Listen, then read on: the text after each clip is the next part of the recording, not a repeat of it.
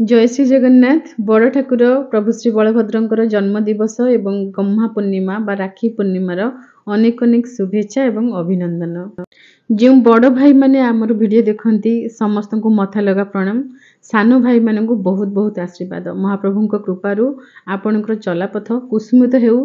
जदि कंटकित भरा कौन पथ आसब से पथ को मध्य बहुत सहजरे महाप्रभु आशीर्वाद एवं कृपा सहित आपण पारी हो जातु। प्रथमे श्री लक्ष्मी नारायण दर्शन आम ये आपको करदेचु। प्रभुंकर एवं माँ श्रृंगार प्रभु को राखी लगी हुई। श्री शालग्राम प्रथमे स्नान करते प्रभुंकर अभिषेक प्रत्येक दिन कराए एवं प्रभु को मध्य राखी लगी कराई।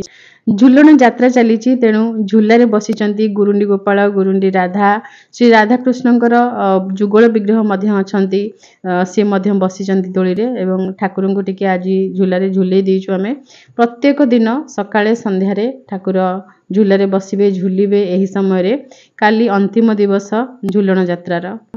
गम्हा पूर्णिमा बा राखी पूर्णिमा काहेकि पालन करा जाए से विषय आपण माने समस्ते जानिचंती। भगवान श्री बलभद्रंकर जन्म दिवस गोमातांकर पूजा करा जाय थाए। गम्हा पैता मिली थाए। घरे पिठा मिठा खीरी तरकारी रोषेई करा जाए। बारियाडे ईशान रे ए सब जगार भोग दिया जाए। ठाकुर घरे ठाकुर को भोग दिया जाए। रजक नापित समस्ते आसंती केही भी द्वारू खाली हाथ रे फेरी जाती नहीं। समस्त को पिठा मिठा किछि ना किछि दिया जाय थाए। किंतु ता भितरे गोटे सूक्ष्म संदेश रही। से संदेश हेउची नारी को सम्मान प्रदान करिबा। सनातन धर्म सदा सर्वदा नारी को सम्मान प्रदान करिसंती। आम धर्म आमको ए शिक्षा दिए अचिन्हा महिला जदि आम सामना को कहीं आसी जाउचंती आमे तांको भौणी बोली संबोधन करिबा। आमे चिन्हि थाए बा न चिन्हि थाए कोनोसी संपर्क थाउ बा न थाउ प्रथमे आमे तांको भौणी बोली संबोधन करि थाए। तेणु ए भाई भौणीर जो संपर्क ए संपर्क आमको आम धर्म देइचंती। बिना द्विधारे कौनसी कथा पचारिबार आवश्यकता नहीं। आमे काहाकू पचारिकी भौणी केबे डाकी थाए ना।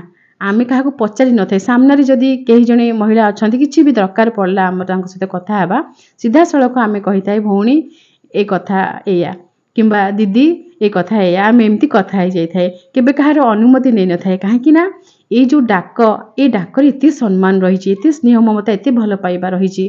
तेणु ए डाक डाकिबारे कोनोसी संकोच बोध आमे करि न थाए। तीन जन महिला छिड़ा होइचंती किए माँ किए भौणी किए पत्नी। तांको भितरे जो फरक रही तांको सहित केउं भली भाबरे आमे व्यवहार करिबा कथा। माँ को केउं भली सम्मान देबा पत्नी को केउं भली सम्मान देबा भौणी को केउं भली सम्मान देबा एवं प्रेम मध्य आमे प्रदान करिबा। माँ को केउं भली प्रेम करिबा भौणी को केउं भली प्रेम करिबा पत्नी को केउं भली प्रेम करिबा ए शिक्षा केवल सनातन धर्म रे ही रही। बहुत लोकों को मन में प्रश्न रही थाए कि समान गोत्र रे काहेकि विवाह करिबा नाही। जदि दुई जन पुओ झियो तांकर गोत्र समान ताले सेमानकर विवाह होई परिबो नाही। एमिति नियम कोन पई रही काहेकि ना सेमाने समान गोत्री अर्थात सेमाने गोटी ही परिवार गोटी ही ऋषिंकर अंश ताहाले सेमाने भाई भौणी हेले ना नाही। आमर सनातन धर्म रे केबे भाई भौणींकर विवाह नाही। ए विवाह एक पाप। ए सब जिनसर आमर अनुमति नाही। किछि मत अछंती किछि पंथ अछंती किछि मजहब अछंती जो माने भाई भौणीर विवाह को अनुमति देई थांती किंतु आम धर्म से सब नाही। आम धर्म रे भौणी जे कि देवींकर अंश तेणु तांको देवींकर स्थान दिया जाई थाए। नवरात्र रे भौणी को बा देवी को नारी को पूजा करा जाई थाए। देवी को स्वरूप भाव रे देवींकर स्थान तांको दिया जाई थाए। आमे चिन्हि थाए बा न चिन्हि थाए जहाँ को आमे देखे जे कोनोसी कन्या को आमे देखे तामे तांको भौणी बोली संबोधन कर दे थाए माँ बोली संबोधन कर दे थाए। ये होचे आम धर्मर शिक्षा।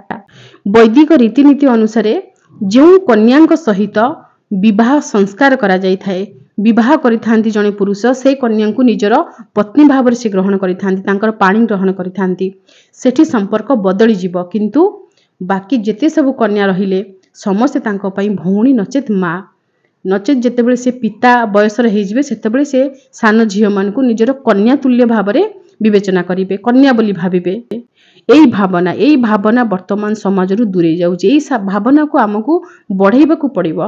एई गम्हा पूर्णिमा बा राखी पूर्णिमा रे एई सब संदेश आमको मिलुची कि समस्ते ए जन जगत आपण जो नारी को देखुचंती माँ भौणी बा निजर कन्या बोली चिंता करंतु। पत्नी तो केवल जणिए ଆପଣଙ୍କୁ ଯିଏ ଭଗବାନଙ୍କ କୃପାରୁ ଯିଏ ଆପଣଙ୍କୁ ପ୍ରାପ୍ତ ହୋଇଛନ୍ତି, ଆପଣ ତାଙ୍କର ପାଣି ଗ୍ରହଣ କରିଛନ୍ତି, ସେ ଆପଣଙ୍କର ଅର୍ଦ୍ଧାଙ୍ଗିନୀ, ସେ ତ ଜଣିଏ। ବାକି ସଂସାରରେ ଯେତେ ମହିଳାଙ୍କୁ ଦେଖୁଛନ୍ତି ସମସ୍ତଙ୍କୁ ମା, ଭଉଣୀ ଏବଂ କନ୍ୟା ପରି ସମ୍ମାନ ପ୍ରଦାନ କରନ୍ତୁ।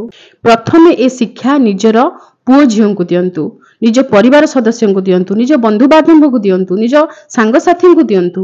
ଦିନେ ସମୟ ଆସିବ ସମାଜରେ ସବୁଆଡ଼େ ତୁଣ୍ଡ ବାଇଦ ସହସ୍ର କୋଷ ଭଳି ଏ କଥାଟି ବ୍ୟାପିଯିବ ଏବଂ ପ୍ରତ୍ୟେକ ବ୍ୟକ୍ତି ଯଦି ନିଜ ମନରେ ଏଇ ଭାବନା ନେଇକି ଚାଲିବେ ତାହେଲେ କେବେ ବି ବଳାତ୍କାର ହେବ ନାହିଁ, କେବେ ବି ନାରୀମାନଙ୍କର ମାନହାନି ହେବ ନାହିଁ। ପ୍ରଭୁ ଏବଂ ମାଙ୍କ ପାଖରେ ଏତିକି ପ୍ରାର୍ଥନା, ସମସ୍ତଙ୍କ ମନରେ ଭାତୃ ଏବଂ ଭଗିନୀର ଭାବ ଭରିଯାଉ। ରହୁଛୁ। ଜୟ ଶ୍ରୀ ଜଗନ୍ନାଥ।